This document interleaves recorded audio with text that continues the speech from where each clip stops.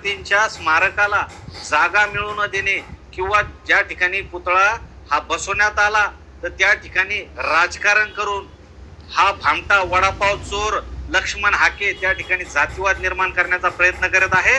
तो सरकारी अधिकाऱ्यांवर, मोजणीला आलेल्या अधिकाऱ्यांवर व पोलिसांवर धावून जात आहे।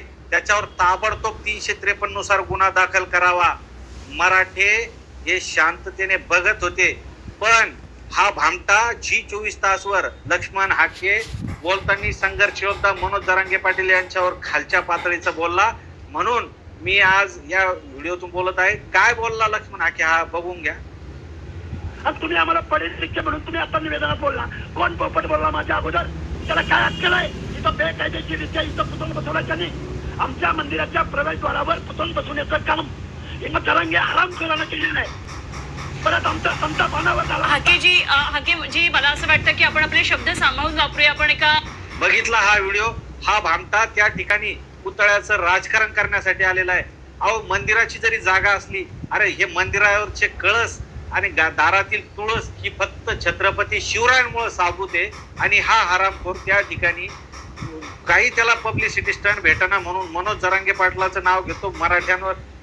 आजपर्यंत जेव्हाही छत्रपती शिवरायांचा विषय आला, छत्रपती शिवराय फक्त मराठ्यांचे हे दाखवण्याचा प्रयत्न झाला। आणि आम्हाला अभिमान आहे, छत्रपती शिवराय हे मराठ्यांचे होते, आम्ही मानतो।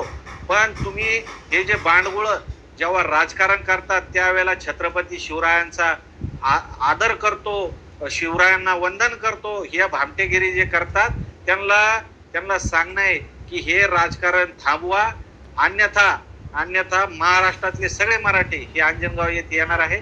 मनोज जरांगे पाटील यांना अंजनगाव खेळोबा येथील जे धनगर समाजाचे महाराज आहेत त्यांनी विनंती केली की आपण या ठिकाणी या, काही लोक भामटेगिरी करण्यासाठी, जातीवाद निर्माण करण्यासाठी या ठिकाणी येत आहे।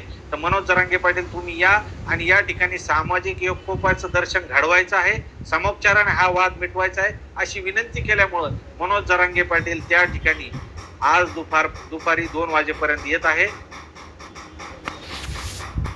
माझी सगळ्यांना विनंती आहे